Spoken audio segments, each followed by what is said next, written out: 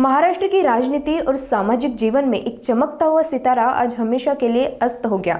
चिखली की भाजपा विधायक श्वेता महाले ने अजित पवार के निधन पर गहरी शोक संवेदनाएं व्यक्त की है। उन्होंने कहा कि इस अपूरणीय क्षति को शब्दों में बयान करना मुश्किल है। श्वेता महाले के मुताबिक महाराष्ट्र के लिए ये केवल एक व्यक्ति का जाना नहीं, बल्कि पूरे राज्य के राजनीतिक क्षितिज को हुई बड़ी क्षति है। महाराष्ट्राच्या राजकीय सामाजिक क्षितिजावरचा सतत लखलखणारा हा तारा आज भिजलेला आहे। मन सुन्न होणारी ही घटना आहे। प्रशासन असेल, विकास कामं असतील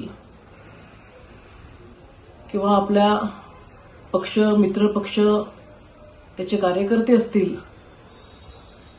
त्या सगळ्यांवरतीच आज दुःखद आघात झालेला आहे। दादांचं हे असं अचानक जाणं हे वेदनादायी आहे। ही पोकळी कधीही न भरू शकणारी आहे। कुठल्या शब्दामध्ये आपलं दुःख हलकं करावं, खरं तर शब्द सुद्धा सुचत नाहीयेत अशी परिस्थिती ही अख्ख्या महाराष्ट्राची झालेली आहे।